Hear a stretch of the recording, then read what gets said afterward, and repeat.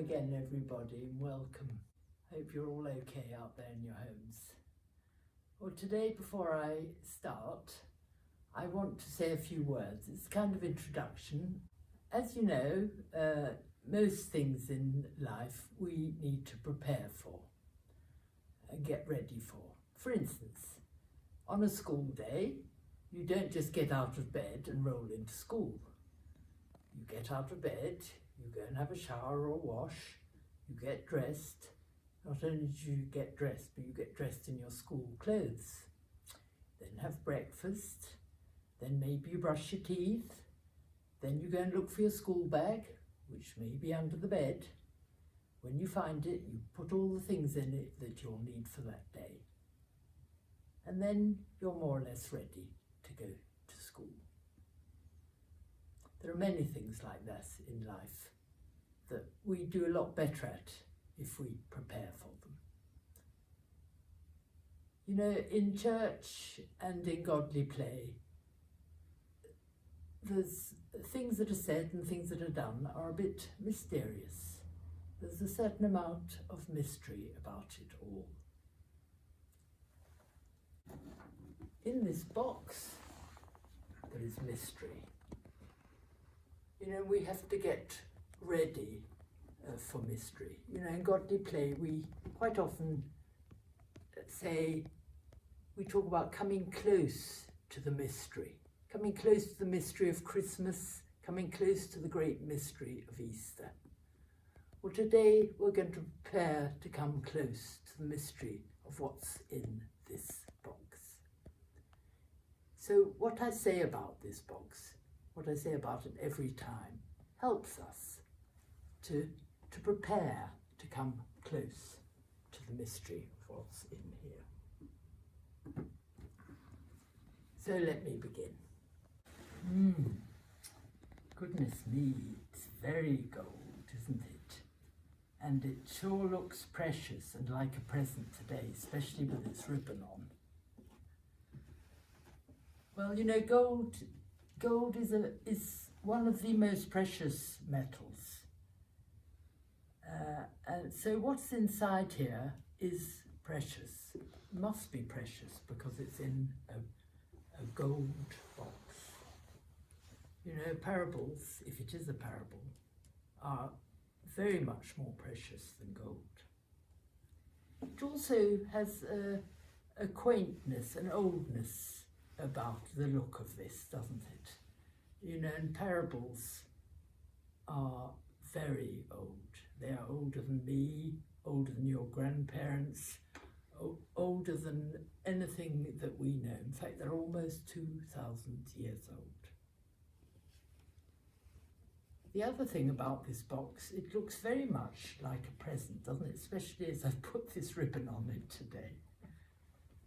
You know, parables are given to us, they're presents to us. We may not understand them, we may not know what they are, but they have been given to us a long time ago, and they belong to us. The other thing about this box, it has a lid, and sometimes lids are difficult to get off, and it's like parables have lids. The lid of parables are quite difficult to get off. That's why I call them a mystery. We come back every time, we come back many times over and over again to try and unlock them, to get that lid off, to see into the mystery a little bit more every time. I think that's all I can say about the box. So I think the next thing to do is to open it.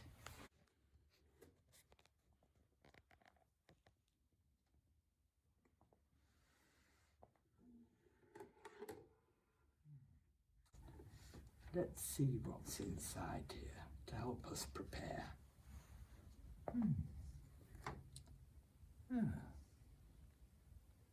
This is a rather beige, pale looking thing. Is it a mountain Or a bun, maybe. Maybe it's a hot cross bun. What could it be? Oh, maybe someone spilt some beige paint on the carpet. I wonder, I'm sure you'll come up with lots of possibilities of what this could be. I wonder.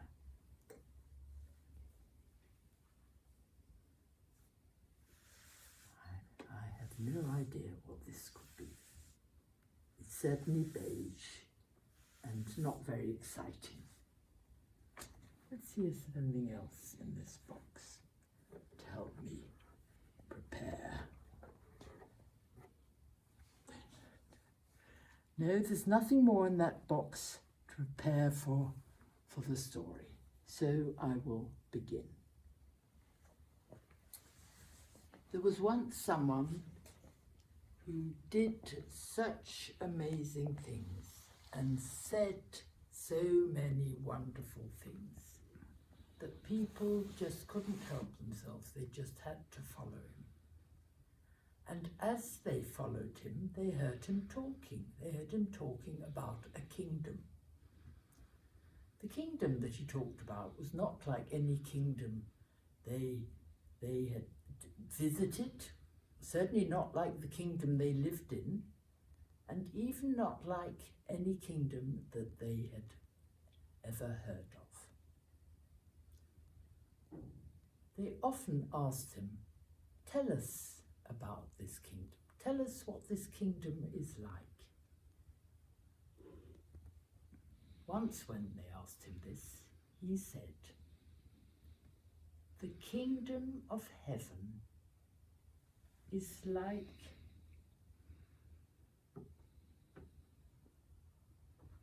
a woman.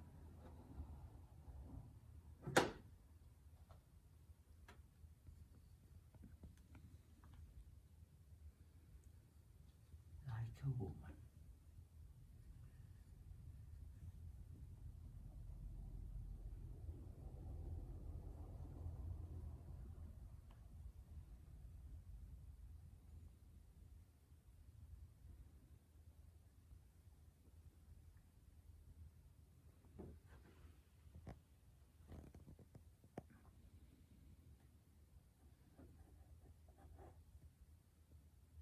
Who took 3 measures of flour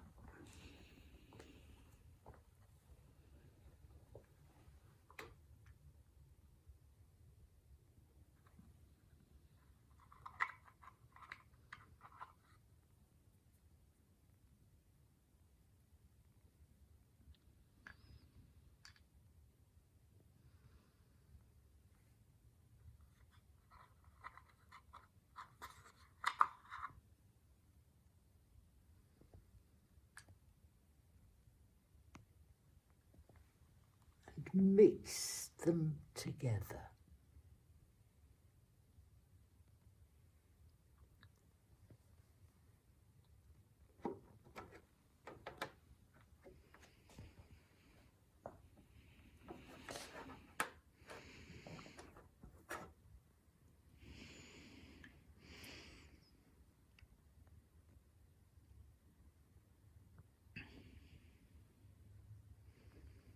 And into that mixture,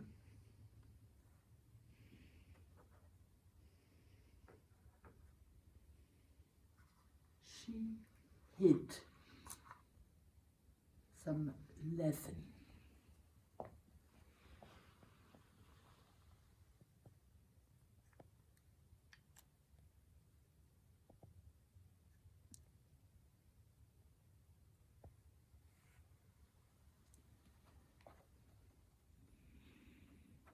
And the mixture swelled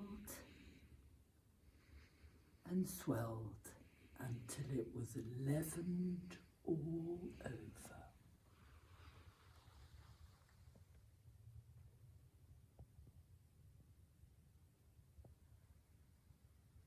And it swelled and swelled and it became puffy like the bread you buy in the shop.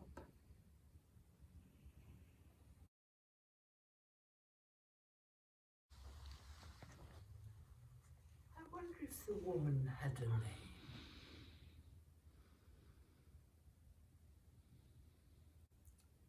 I wonder who she really was.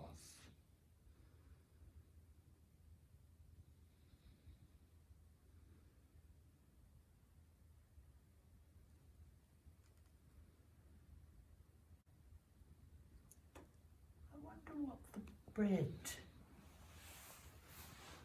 really was, really is, not only in the parable, but in real life. And the leaven.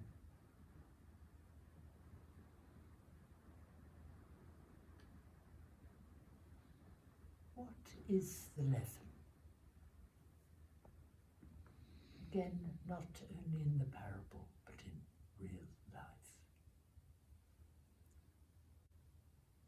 I wonder if one could take the bread, the leavened bread, and make it as it was before the woman put the leaven in it.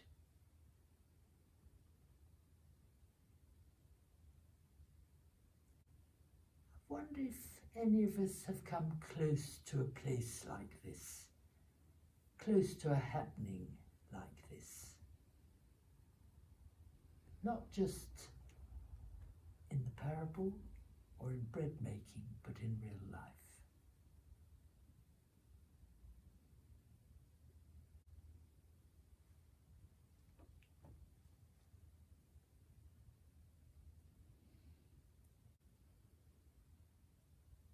I look forward to seeing what response you have to this parable.